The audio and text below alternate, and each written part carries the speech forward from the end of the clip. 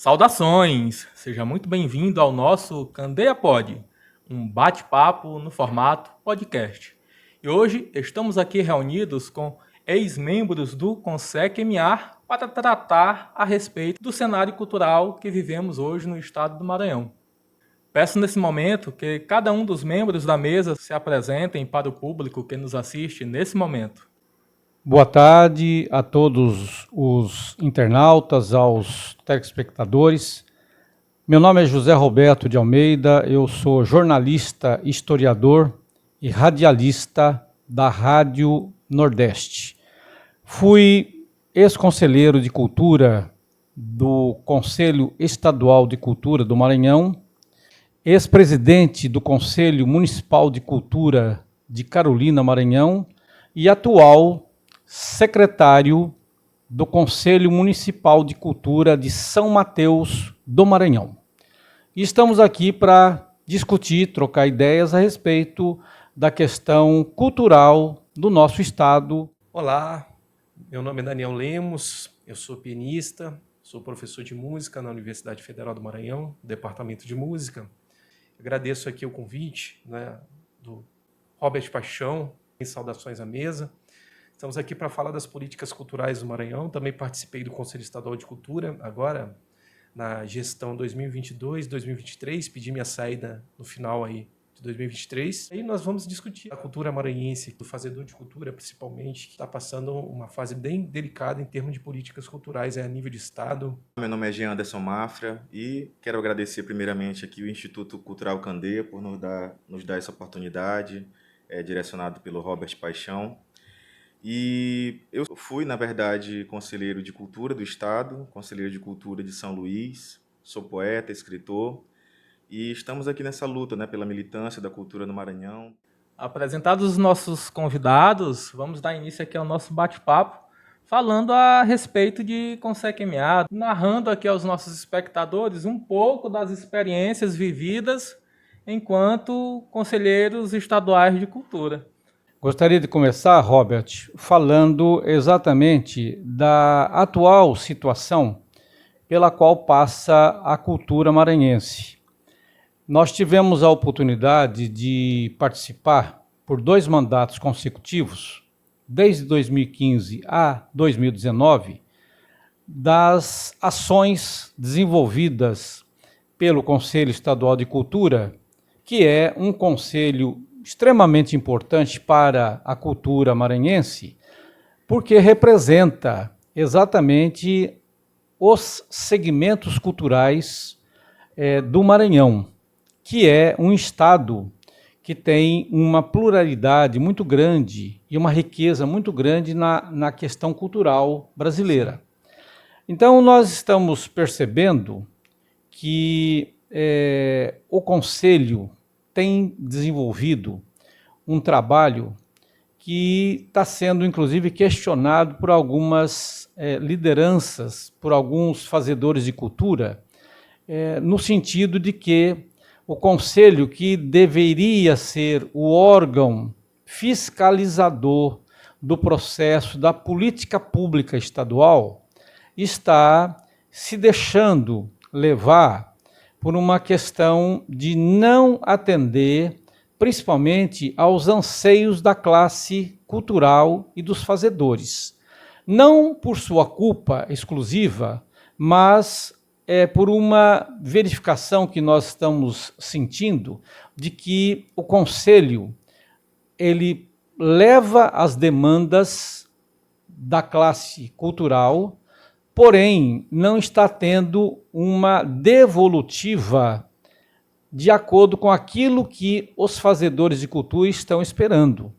Então, esse é um ponto que eu gostaria de estar citando, porque observamos que, apesar das demandas que estão vindo, através dos segmentos culturais que fazem parte e têm uma cadeira cativa como titular dentro do Conselho Estadual de Cultura, do CONSECMA, infelizmente, a sua diretoria não está conseguindo resultados que deem uma devolutiva favorável, principalmente ao processo cultural maranhense. Então, eu não participei desse último conselho, até por uma questão de fórum íntimo e também de não interesse de continuar com essa briga que sempre estivemos durante 2 mandatos consecutivos, mas eu quero acreditar que os nossos companheiros que estão aqui, que são dessa atual diretoria do Conselho, têm muito mais informações para nos transmitir e transmitir a você, telespectador, daquilo que está acontecendo atualmente. Então, eu acredito que deveremos fazer um bate-papo muito interessante aqui, onde a velha guarda do Conselho, na qual eu sou um dos representantes, com muito orgulho, pode travar discussões com aquilo que nós consideramos hoje a nova guarda, a nova juventude, a nova administração do Conselho de Cultura do Maranhão. As questões que coloca aí o nosso colega José Roberto, né? E justamente o que ele falou, essa questão do Conselho, de não estar conseguindo fazer valer o seu papel, né? O Conselho Estadual de Cultura é uma instituição muito importante para a gerência das políticas estaduais de cultura, né? E do qual também, assim como o José, eu tenho muito orgulho de dizer que eu fiz parte, né? Mas, infelizmente, como o Conselho ele é invisibilizado dentro da máquina administrativa do governo, ele não é subordinado à Secretaria de Cultura, ele tem equidade administrativa com a Secretaria de Cultura. Porém, as deliberações das políticas culturais, elas tinham que passar pelo Conselho, e não passam. A Secretaria publica editais sem passar pelo aval do Conselho. A Secretaria utiliza recursos do Fundecma, que é o Fundo de Desenvolvimento da Cultura Maranhense, sem passar pelo Conselho. As aprovações de projetos para a lei estadual de incentivo não passam pelo aval do Conselho, né? Para isso tem a CAPES, que é uma comissão. A CAPES não tem mais um integrante, que é o conselheiro. Não tem mais o conselheiro dentro da CAPES, dessa comissão de avaliação de projetos culturais incentivados. E isso é uma perda muito grave. A gente vê, aí no caso, o José Roberto, dentro da experiência dele de 2 mandatos, e culmina muito nesse mandato que a gente teve agora, da exclusão do Conselho, do seu papel dentro da Secretaria, ele enfraquecido na sua função. A gente realmente tem visto isso acontecer. E a gente tentou recorrer, né, no nosso mandato aos órgãos de controle, no caso o Ministério Público do Estado. Às vezes que a gente tentou recorrer a esse órgão, ele deu causa para a Secretaria ou engavetou o processo. Né? Por exemplo, que eu dou o processo do edital de Carnaval de 2022, que a gente entrou com uma ação no Ministério Público, lemos o edital, vimos várias irregularidades, um edital que é feito sem a rubrica específica, já para pagar quem eles vão contratar, fizeram o edital aberto, cláusulas totalmente abusivas com o fazedor de cultura, né? Você elenca lá, só no item de obrigações do fazedor, você tem 16 itens, e os itens com as obrigações do governo só tem 3 itens. Ou seja, é uma situação totalmente assimétrica, assim, E o edital, no final das contas, não houve nenhum critério objetivo de seleção pela curadoria artística, não houve um processo de curadoria. Simplesmente os fazedores de cultura se cadastravam, os coletivos culturais, e a secretaria, de acordo com o seu interesse ou com conveniência política, escolhia aqueles grupos e dava um número de apresentações diferente, de acordo com o que eles julgavam ser significativos de cada coletivo. E eles criam essa assimetria que isso causa um desequilíbrio na cadeia produtiva da cultura muito grave. Começando pelo fato de que política cultural não se resume a Carnaval, Réveillon e São João. A gente tem que ter uma agenda anual de ações variadas para os vários variados segmentos da arte e da cultura do Maranhão. E a gente não vê isso. A gente vê a mesma política de Carnaval, Réveillon, São João, e a gente, nas outras épocas do ano, a gente não tem nenhum outro tipo de fomento à atividade cultural. Os equipamentos culturais da secretaria estão sucateados, o arquivo público também precisando de manutenção. A gente viu, eles acabaram de perder a escola de música e o CACEM de forma injustificada. Eles assumiram que não tem condições de gerenciar a escola, não é por falta de recurso. A secretaria recebe aí pela LOA, historicamente, em torno de 50 milhões por ano. E passaram desses equipamentos para a Secretaria de Estado da Educação, que também até agora também não sabe o que fazer, porque são escolas de arte e de cultura, então ela tem uma dinâmica diferente do ensino escolar tradicional, né? E então a gente está numa situação realmente bem delicada, assim, de um desmonte geral da secretaria. Daniel, realmente, eu que fui teu suplente, né? Depois tu saíste lá porque tantas denúncias foram feitas para o Ministério Público e dentro do Conselho mesmo, e a gente sempre percebeu essa tentativa voraz de manobrar as coisas, de acobertar, de proteger o poder público, né? E é com muita tristeza que eu vi e vejo isso acontecer, eu que entrei pela primeira vez nos dois conselhos, no municipal e estadual, que isso tem acontecido. E eu acho que é um ranço mesmo dessa... Como é que a gente pode nem chamar de cultura, né? Já que a gente está defendendo a cultura, mas é uma coisa cultural mesmo, de uma conivência com o crime do Estado, já que a cultura é um direito das pessoas, é um direito humano, as pessoas têm que ter acesso à cultura, e até a questão mesmo da violência que a gente vê no dia a dia é um sintoma dessa falta de investimento cultural nas periferias, no campo. Então, você vê que na cidade está acontecendo isso, quem dirá nos rincões do estado, nas localidades onde não tem esse investimento tanto em cultura, mas que tem o dinheiro para isso, mas que não é distribuído para os artistas, não tem oportunidade.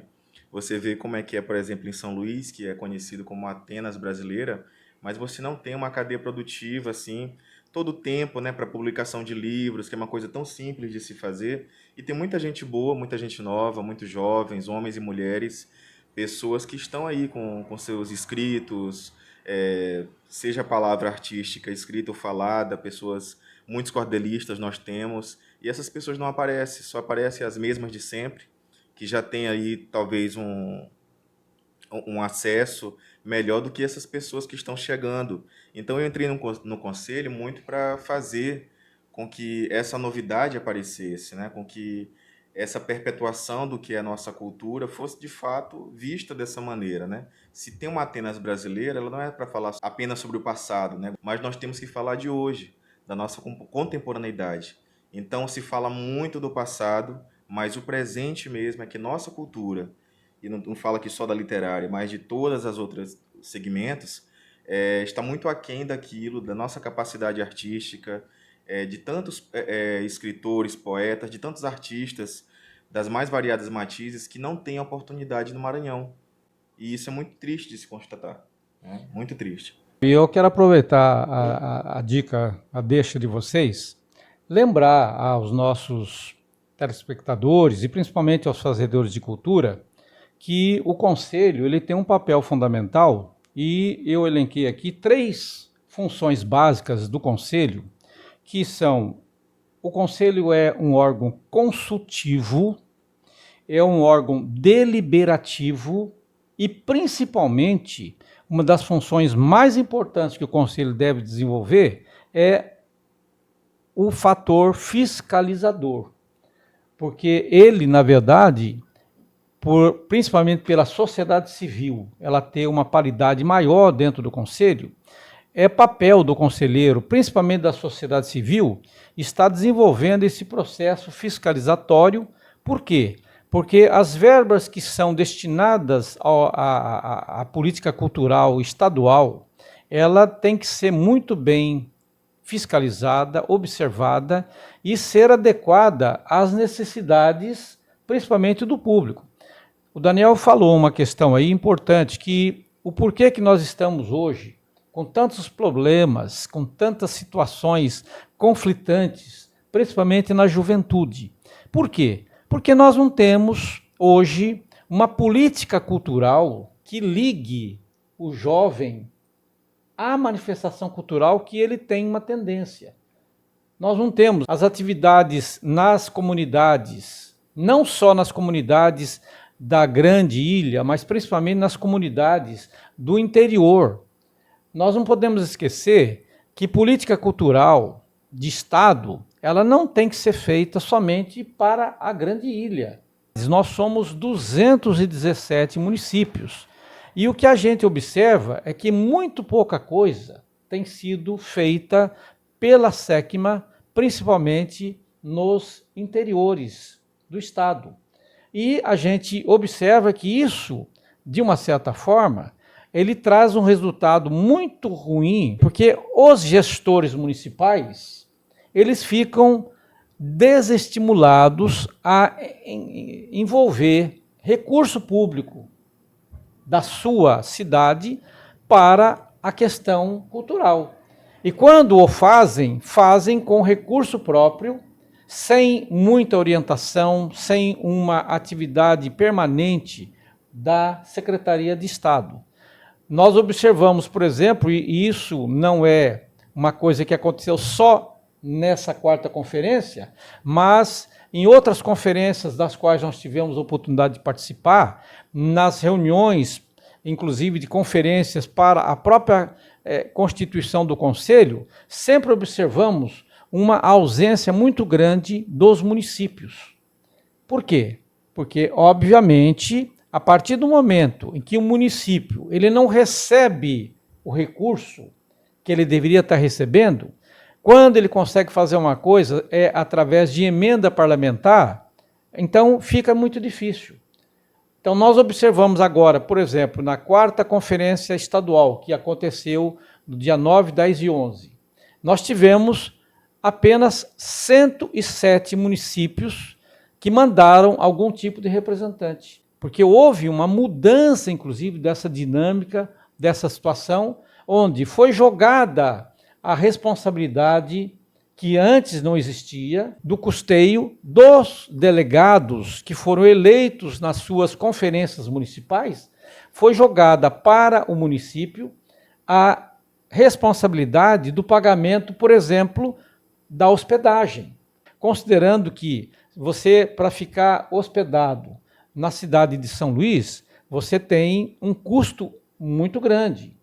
Então, o que se reservou hoje o Estado, no caso específico da quarta conferência? Somente dar só almoço, não deu nada além disso, considerando que nós tivemos delegações que vieram de fora, chegando, inclusive, muitas vezes depois de horas de viagem, chegando lá não tinha sequer um coffee break, uma alimentação adequada para que ele pudesse, inclusive, repor as suas energias da viagem que teve para poder começar a fazer uma argumentação e uma discussão produtiva e proveitosa.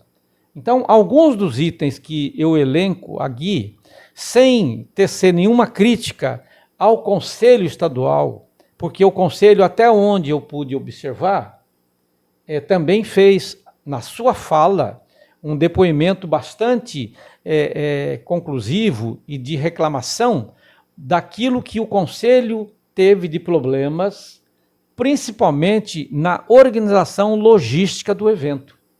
Vocês todos estiveram lá e viram como é que estava a situação. Então, o próprio presidente do Conselho, naquele momento de fala, ele disse claramente que demandas tinham sido colocadas, as próprias reuniões de preparação do evento não foram a contento. Enfim, a gente tem observado que o descuidado da gestão, principalmente do secretário, da secretaria, tem sido muito grande. Agora, por que aconteceu isso também? Nós tivemos um processo de muita mudança. Nós tivemos um secretário que foi exonerado, saiu, o Anderson Lindoso. Aí entrou Paulo Victor, que a gente sabia, todos os fazedores de cultura sabiam que o Paulo Victor não ia continuar à frente da secretaria, porque ele tinha um objetivo maior como vereador e presidente da Câmara Municipal, e sabíamos que isso não ia dar continuidade. E, de repente, mudou-se num período aí de 4 ou 5 meses, tivemos praticamente 3 secretários estaduais de cultura. E isso, de uma forma bem direta e reta, a gente sabe que impacta qualquer gestão administrativa de política cultural. Eu não sei se vocês observaram esse processo, e principalmente vocês que fizeram parte até 2023 da nova gestão do Conselho Estadual de Cultura. Sim, a gente percebeu, inclusive, isso refletiu nas políticas culturais do Estado, né? quando a gestão estava justamente aí esse conflito de interesses entre a administração do município e a Secretaria de Cultura do Estado, a gente percebeu que os eventos realizados sempre com um caráter muito de promoção eleitoral. Aí você vê um carnaval imenso feito na Avenida Litorânea, em que esse mesmo secretário aí que você falou, jogando água nas pessoas em cima do trio elétrico, então depois vendeu como se fosse o maior carnaval, o maior sucesso, porque estava lotado. E eu acho que não é o tipo de cultura que o Maranhão precisa. Isso o Maranhão já tem, sempre teve. Grandes espetáculos, grandes festas que têm um apelo popular grande. É uma política cultural populista muito criticada, tem a questão da espetacularização da cultura popular, né, que o antropólogo José Jorge Carvalho fala muito sobre isso, e a gente vê um reflexo muito forte aqui. A gente precisa fomentar justamente a produção independente, essa produção que realmente mantém a identidade da cultura maranhense. Você vai pegar os grupos no interior, por exemplo, mestres de cultura popular, que estão desistindo de manter os seus grupos porque não são chamados mais para se apresentar, não recebem uma verba, ainda que dentro dessa cultura, dessa política cultural só de eventos, que é evento, o nome diz, né? É algo que passageiro, né? Você cria um evento, o evento acaba e pronto, acabou tudo, como se o fazedor de cultura que trabalha no São João vai ter que esperar o próximo São João para receber alguma coisa. Isso não existe. Você não tem como ter um emprego que você trabalha uma vez por ano. Então, simplesmente por isso, a gente não vê uma continuidade na cadeia produtiva aqui. E aí essa questão que o José Roberto colocou, muito importante, né, que muita gente critica, a Secretaria de Estado da Cultura de São Luís. E a gente vê, realmente, para ela alcançar os municípios do sul do Maranhão, por exemplo, não alcança.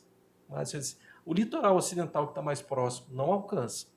Os projetos sociais que a gente vê, projetos que trabalham com cultura, por exemplo, eu atuei num projeto chamado Música em Ação, pelo Luiz, diretor da Escola de Música do Estado, né, professor Raimundo Luiz, lutando sempre para poder levar esse projeto lá para a região de Cedral, Guimarães, que é dar aula de flautas para crianças da comunidade, depois fazer apresentações de Natal, enfim, movimento a cadeia produtiva local, traz uma educação diferente para as crianças, mas ele nunca conseguiu patrocínio pela Secretaria de Cultura. Ou foi a FAPEMA, ou foi a Lei Rouanet, ou foi dentro da Lei Aldir Blanc, enfim. Aí a gente vê, a Secretaria de Cultura se omite de apoiar esse tipo de proposta. Então a gente tem que buscar patrocínios de outras, às vezes de outras regiões, para trazer esses projetos para cá, para dar essa continuidade. Então a gente vê, isso é um reflexo aí, se reflete naturalmente na conferência, esse desinteresse da Secretaria de Estado da Cultura em fomentar aquilo que realmente é importante. E a gente tem um plano estadual de cultura que vai vencer ano que vem. Cadê o plano? Não é? Cadê a execução do plano? A gente não tem nenhuma forma de medir isso e de uma forma concreta, porque a Secretaria não seguiu o Plano Estadual de Cultura que foi aprovado na Assembleia Legislativa em 2014. Ele é uma política de Estado. Pergunta se o secretário de Cultura já leu o Plano Estadual de Cultura. Não duvido muito. E Daniel, é interessante estar falando isso. O acesso mesmo da sociedade civil a um fundo de cultura para apoiar seus projetos, para fazer acontecer, nós não temos mais, né? Ficou uma coisa mesmo de acesso exclusivo para os políticos. São os vereadores que têm acesso, são os deputados estaduais que têm acesso. A gente vê muito evento, inclusive esse de Carnaval São João, em vários bairros eu vi, tem sempre lá o nome lá do vereador, do deputado, ou então se destina só para um grupo que faz parte do curral eleitoral dele. Então a gente tem que denunciar isso também, como é que os artistas não têm mais acesso ao dinheiro, que é o dinheiro do povo, é o dinheiro da sociedade civil, dos artistas para fazer acontecer sua cultura, seus projetos.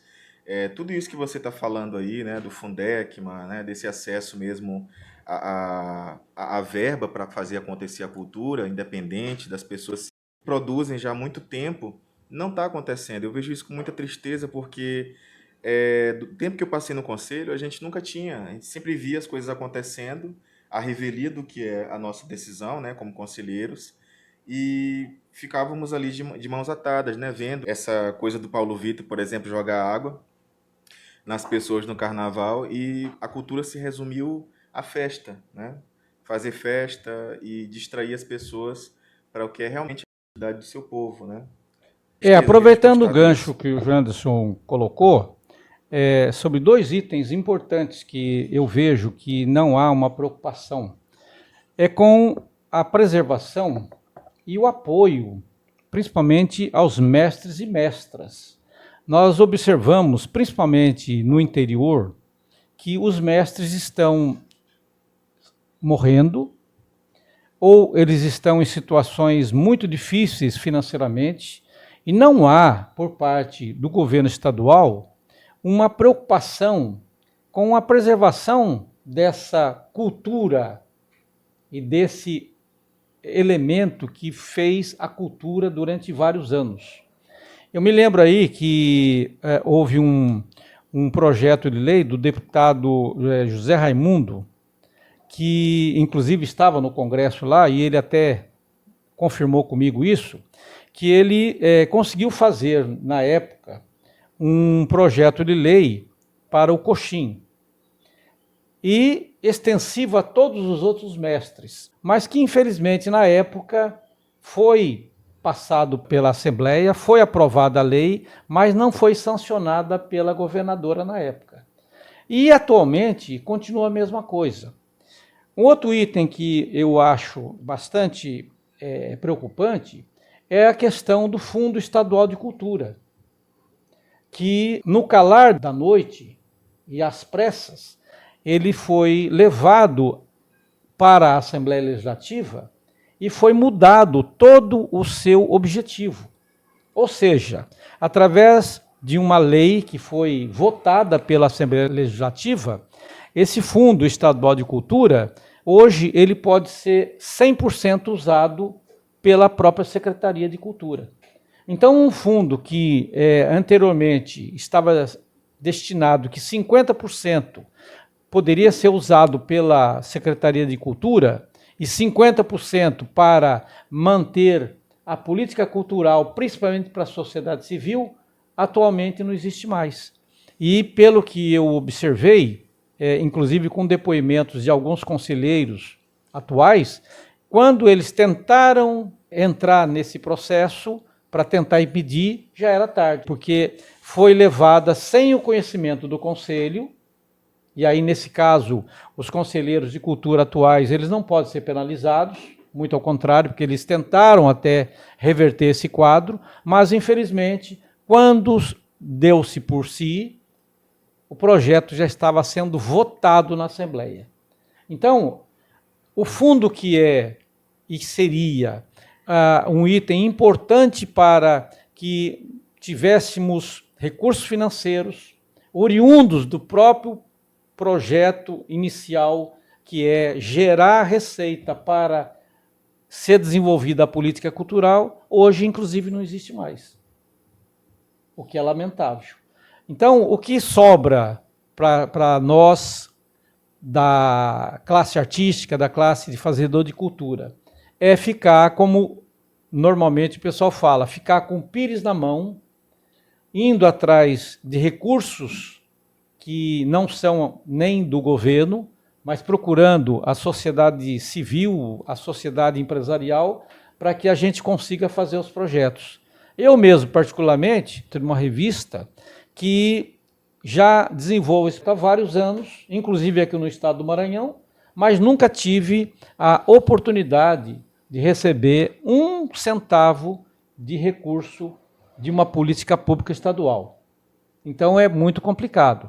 Quando você tem que fazer isso e você tem que deixar na responsabilidade do empresariado, que já tem, inclusive, os seus recursos, que paga os seus impostos, ele mesmo às vezes questiona, poxa, mas eu já pago tanto imposto, eu já tenho tantos atributos em cima da minha empresa, do meu negócio, e existe a captação desse recurso para que as políticas públicas sejam implementadas, por que eu tenho que ajudar novamente? Aí fica até difícil de você captar isso através de uma atividade proativa em prol da cultura maranhense.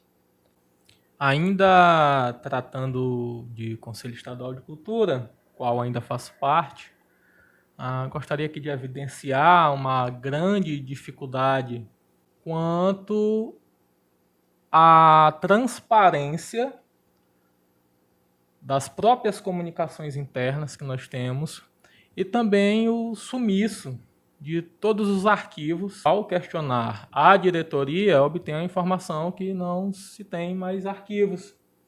E aí eu me pergunto, tanto que foi construído, será que em 16 anos esse conselho não conseguiu publicar uma normativa, uma orientação, as comunicações, os ofícios, para onde é que foram?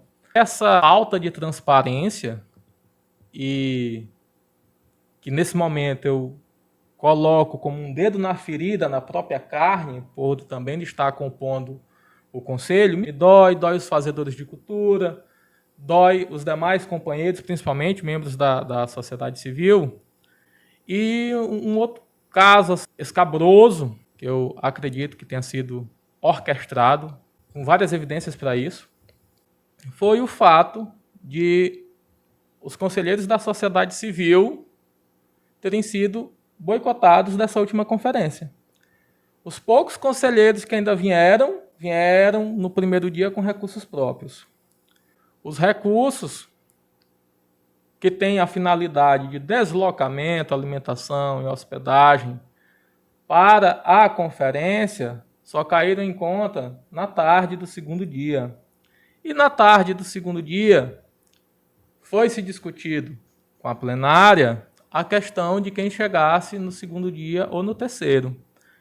Essa condução dessa discussão estava um representante do poder público que, ciente desta situação, omite a informação à plenária de dizer que os conselheiros da sociedade civil não estavam ali presentes, por conta de não haver este depósito para eles. Então, a sociedade civil não estava sendo representada pelo próprio Consecma.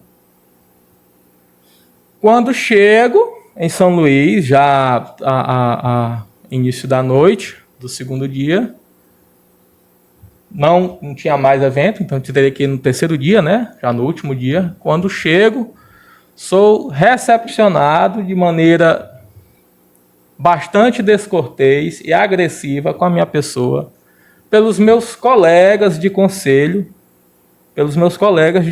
dizendo que eu, Robert Paixão, membro do Conselho Estadual de Cultura, não tinha direito a credenciamento, a voz e a voto, ou seja, eu não estava participando de nada. Em um caso pensado, porque a informação foi omitida para a plenária. Quando se coloca, olha, tem gente que não pôde vir, a plenária pensa que é somente os delegados municipais.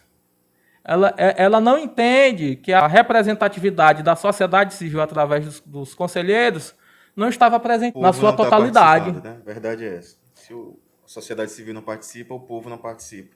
Inclusive, esse fato foi discutido internamente dentro do grupo de comunicação do Consec-MA, onde nós narrávamos que isso iria acontecer. Olha, senhor presidente, o Estado está empurrando com a barriga. Ele não vai fazer esse repasse a tempo, a fim de que nós não chegamos para a participação desta conferência. Houve uma sugestão dentro do próprio Conselho que se entrasse com mandato de segurança, para que se garantisse o pagamento em tempo hábil dos recursos de deslocamento. A diretoria do Consecma foi muito leniente em não se entrar com este mandato de segurança, e todos nós estávamos ali, olha, senhor presidente, olha, diretoria, esses recursos não serão pagos, a sociedade civil vai ser boicotada. Não, vai pagar sim, porque o secretário garantiu, o secretário já garantiu, ele vai honrar com a palavra, e foi se postergando, até que acontecesse da forma que aconteceu, e a sociedade civil, com seus representantes, entre os membros do Consec-MA, terem sido boicotados. Não teve a representatividade maciça que deveria ter dos membros do Conselho Estadual de Cultura, sociedade civil. O Conselho está sendo dirigido somente por poder público. A comissão, a diretoria são membros do poder público. É muito fácil para mim imaginar que uma pessoa, diante do perigo da perda do seu emprego, do seu ganha-pão, venha a ser leniente, subserviente ao Estado que o está lhe contratando. São situações delicadas que os nossos produtores culturais não têm conhecimento disso, não há divulgação desses fatos, há um sucateamento do Conselho, essa é a verdade, o Conselho Estadual de Cultura está sendo sucateado. Vários colegas, como os que aqui estão, já pediram seu desligamento do Conselho, por não estarem aguentando, suportando essa tortura psicológica, que é trabalhar sem condições, sem recursos, e você vê orquestradamente que isso é proposital. Tirando a voz, né? Calando a voz da sociedade civil. Nós já estamos no último ano de mandato, são 2 anos, já está para terminar. Quais foram as conquistas desse Conselho? Se eu, enquanto membro atuante, que é onde participo de todas as reuniões que posso, tenho dificuldade em obter acesso à informação das nossas comunicações internas, imagina o fazedor de cultura. Pesquisa Conselho Estadual de Cultura na internet, a única referência que tem de publicação é a publicação do Instituto Cultural Candeia sobre a posse e a eleição das câmaras técnicas. Tirando isso, mais nenhuma. Cadê os arquivos do nosso Conselho? Sala, nem uma sala nós não temos. Então isso é um sucateamento, é um enfraquecimento. E aqueles que se encontram fragilizados, que eu também me fragilizo, acabam desistindo.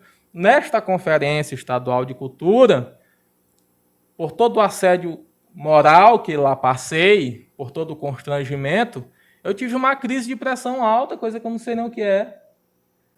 Procurei por uma enfermeira, cadê a enfermeira? Não tem uma enfermeira na conferência.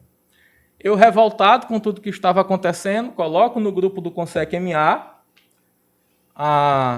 um ofício de comunicação interna, onde eu coloco ao pleno a necessidade de nós podermos trazer uma normativa que institui as políticas de transparência do CONSEC-MA e, junto a este documento, inclusive eu pedi que o Ministério Público, já o protocolei, pedi que o Ministério Público acompanhasse essa comunicação e coloco uma moção para ser levada à plenária no último dia. Quando eu me deparo, não tem nem impressora. Numa Conferência Estadual de Cultura não tinha uma impressora para se imprimir as moções. Aí eu lhe pergunto, não tinha impressora? A impressora foi tirada? Não sei, eu fico na dúvida. Isso é proposital ou não? Não sei. E você, fazedor de cultura, que nos assiste? Se eu, que estou dentro do Conselho, passo por todo este constrangimento, não tenho acesso a essas informações, você que está aí na ponta não vai ter. Quem lhe representa é a sociedade civil. Todos temos que ter consciência disso, temos que ter o apoio popular. O conselheiro sem o apoio popular não tem força. Nós precisamos que você, que está aí nos assistindo, compartilhe esse vídeo, se inscreva aqui nesse momento no nosso canal, no Instituto Cultural Candeia, para que nós possamos trazer mais discussões iguais a essas. Inclusive, eu me retirei do Conselho justamente por ter vivenciado toda essa falta de estrutura, um sucateamento sistemático, assim como José Roberto colocou, que isso não é exclusividade dessa gestão, né, desse mandato, outros mandatos anteriores. E assim, eu me retirei porque eu me senti simplesmente impotente para levar para frente as demandas da sociedade civil. Então eu não estava cumprindo com as obrigações pelo qual eu fui eleito. Então, por uma questão realmente de fracasso, que eu reconheço, um fracasso, eu me retirei do Conselho. Daniel, pegando esse gancho que você colocou e aquilo que o Robert também acabou de falar, o que eu particularmente percebi, até porque eu já estou fora do Conselho, militando no Conselho há pelo menos 2 anos e meio, eu percebi que, principalmente na questão da estrutura logística, foi uma falha muito grande. Começou a falha logística logo no início, na questão do credenciamento. É um absurdo que chegássemos na mesa e já não tivesse pelo menos uma credencial, uma ficha de credencial, já com cores diferentes para você identificar o crachá dos delegados titulares, que teriam direito a voz e voto, e os crachás diferenciados para ouvintes, para convidados. Não é segredo para ninguém que toda conferência, seja ela da cultura, da área médica, da área da segurança alimentar, da área de direitos humanos, o processo de votação ela é feita através do uso da sua credencial, que essa é a sistemática adotada. Nem levantar a mão não vale, vale a credencial. E isso foi uma falha.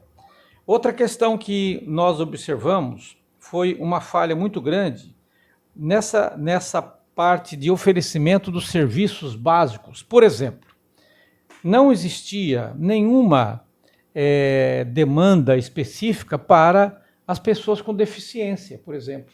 Não tinha. A leitura em braille, ou então outro tipo de serviço. Tinha lá leitura em Libra, uma profissional lá na frente, mas não tinha essa outra característica.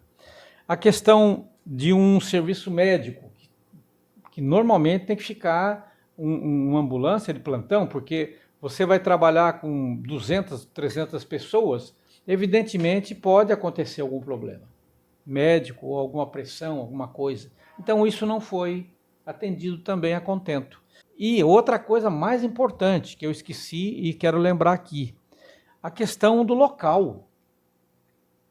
Se você observar, a UFMA ela tem toda a estrutura muito interessante, ela tinha um auditório muito bom, mas a localização dela. E nós não podemos esquecer que muitas pessoas, as delegações que vieram nessa condição de, às vezes, por conta própria, e vieram com uma diária muito pequena.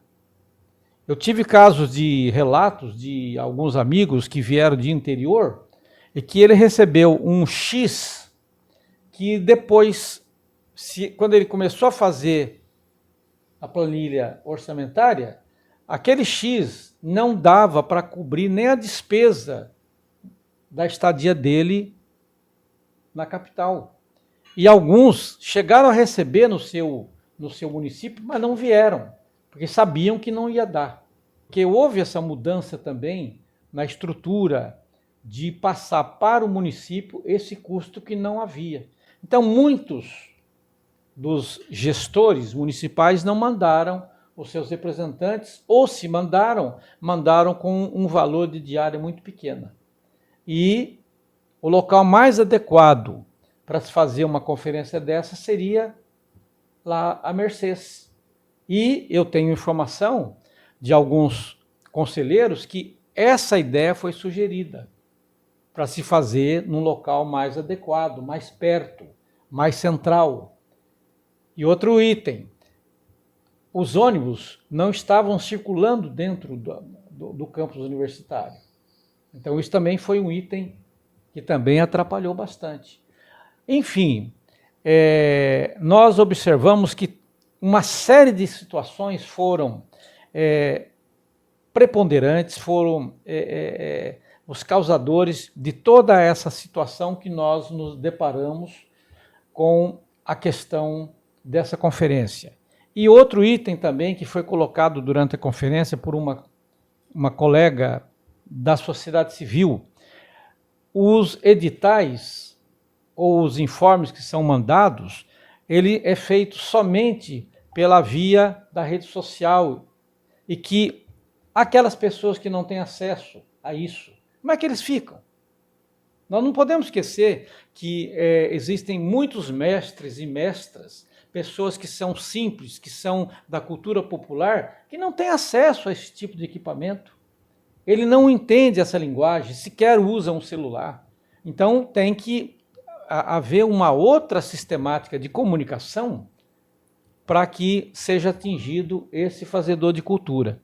E para terminar essa questão de comunicação, eu fico muito triste em ouvir de um conselheiro atual, como um conselheiro de 2015, 2017, que não se encontrou documentos na secretaria, porque vários documentos foram gerados, atas foram feitas, moções foram apresentadas, ofícios foram enviados. Eu mesmo, eu enviei vários ofícios para tentar resolver um problema crônico que tem, e que com esse problema eu vou terminar aqui a minha fala, que é a questão da falta de recurso que o conselheiro representante tem. Como é que você pode admitir que um conselheiro, que pela própria lei, ele não pode ser remunerado com nada? Ele não pode ser remunerado, a lei prevê isso.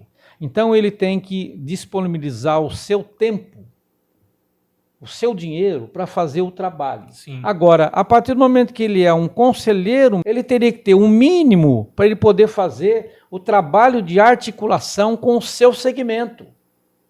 Quando ele é do governo, ainda ele tem algum recurso, porque o prefeito pode dar a ele algum recurso, alguma coisa. Agora, quando ele é da sociedade civil, não há condições, não há possibilidade. Eu mesmo, enquanto conselheiro da Mesorregião Sul, várias vezes eu tive que deslocar com o meu próprio veículo, gastando o dinheiro com combustível, com alimentação, com hospedagem, várias vezes, para atender aquela região sul, que são 19 cidades. Imagine cidades que têm 48, mesorregião que tem 48, 50 cidades, municípios, para você fazer um trabalho sério de articulação da sociedade civil em nome do Conselho Estadual de Cultura. Não há possibilidade. Então, ofícios solicitando isso foram feitos vários, e eu protocolei todos eles.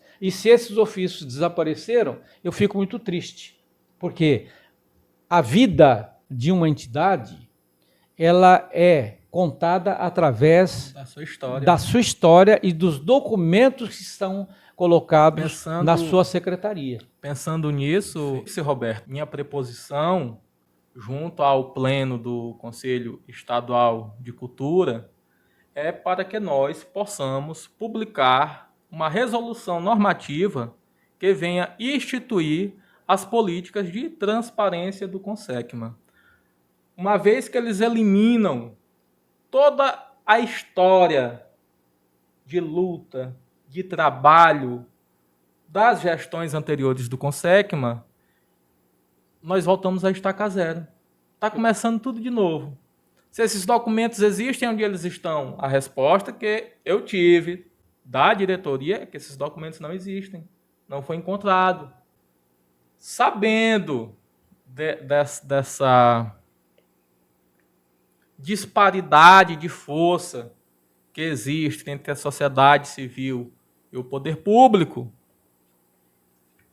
eu encaminhei o meu pedido do pleno para acompanhamento do Ministério Público, solicitando a resposta do que aqui está citado, sabendo que não vai ser de interesse da diretoria que aí está, que é a gestão pública, que isso vá para frente.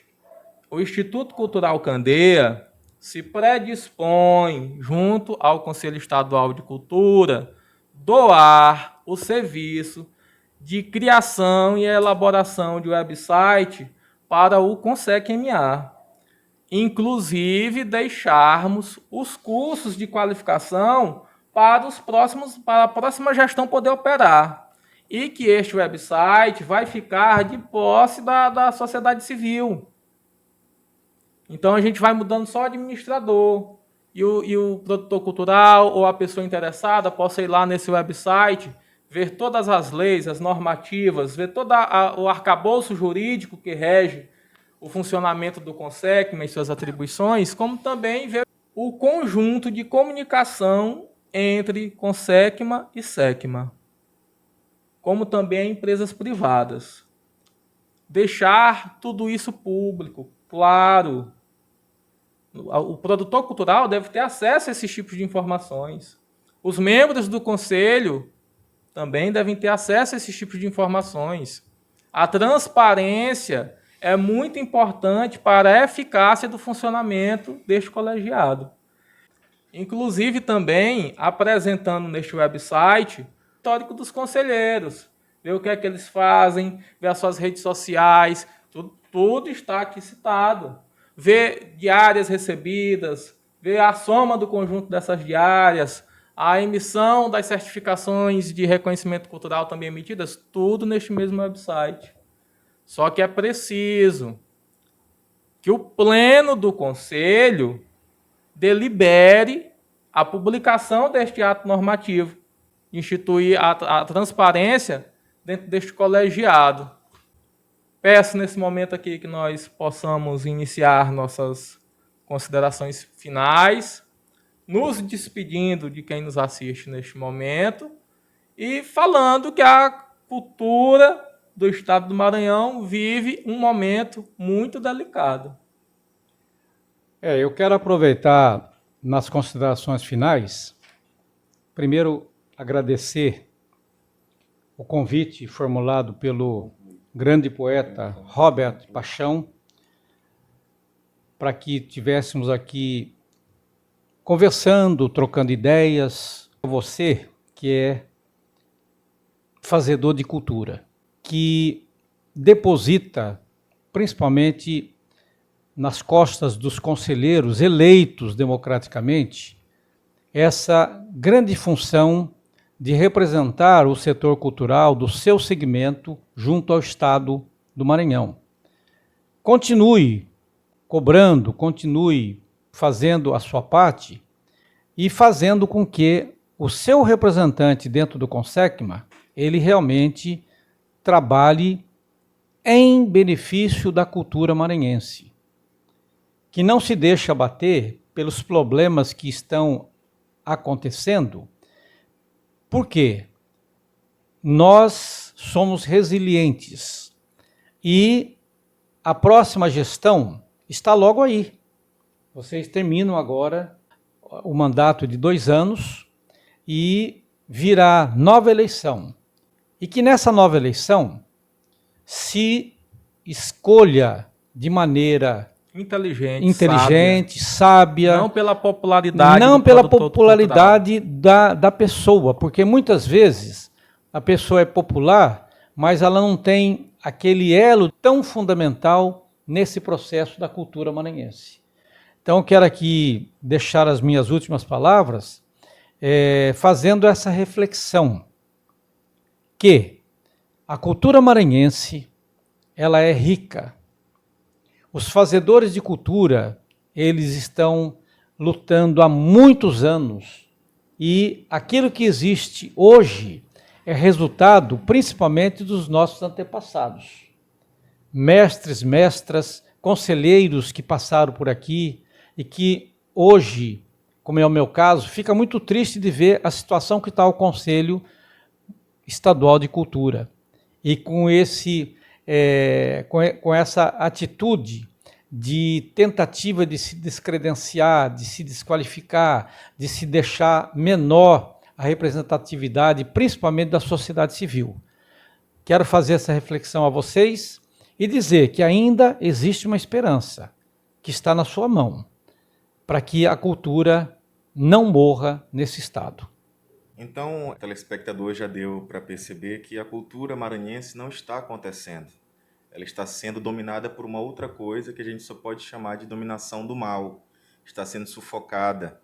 Então, as vozes que representam a população, que são os conselheiros eleitos pelos seus segmentos, pelos fazedores de cultura, estão sem voz e não está acontecendo aquilo que é a efervescência cultural do nosso Estado. Você pulverizar o passado, não ter acesso a documentos, só nos lembra o escritor George Orwell, que escreveu em 1984, onde o passado era todo escondido, era pulverizado, era tocado fogo nos documentos, e é o que a gente está vendo acontecer agora, né, infelizmente. Então, que todos os conselheiros, né, que estão no conselho agora não colaborem com isso, e que os fazedores de cultura sejam voz ativa, façam o que nós estamos fazendo aqui, que é denunciar e promover um futuro que vem e que vai amanhecer. Isso não será interrompido. São os votos que a gente faz, que eu faço aqui para esse 2024 e para o futuro, que é a esperança que a nossa cultura seja promovida e que ela apareça. É de unânime aqui na mesa, né? A questão da história, do passado, da memória, que são elementos fundamentais para a gente saber quem nós somos, de onde nós viemos. É isso que faz a cultura maranhense, é memória e é história. Porque como a máquina da política cultural está funcionando hoje, não existe criação. É uma reprodução do passado. E um passado que, se perder, a gente não vai ter nem presente. Porque não vai se fazer nada quando a gente não tiver mais essa memória. Não é? Então, o fazedor de cultura, você tem que saber que você é o motor principal dessa cadeia. Vocês não precisam ser reféns de secretaria, vocês não precisam ter medo de protestar porque vão ficar de fora da programação, porque vão ser boicotados. Vocês não têm que ter medo disso. Vocês têm que mostrar que a cultura maranhense só existe por causa de vocês. Tá? Não aceitem ser coagidos pelo poder público. A gente vê isso no Conselho Estadual de Cultura. É difícil, mas a nossa luta é contra isso. Então, desejo também que vocês possam fazer uma escolha sábia para os próximos mandatos e apoiem sempre o conselheiro, apoiem o conselheiro da sociedade civil, porque ele faz um trabalho gratuito. Os documentos das gestões anteriores, inclusive, são trabalhos de conselheiros que deram seu sangue, atuaram de graça, militaram. Isso não pode ser esquecido, a gente tem que juntar, estamos todos juntos numa força só. Tá bem? Então é isso. Agradeço aqui o convite, né? Agradeço ao Robert Paixão, conselheiro estadual de cultura, Instituto Cultural Candeia. Muito obrigado. Obrigado.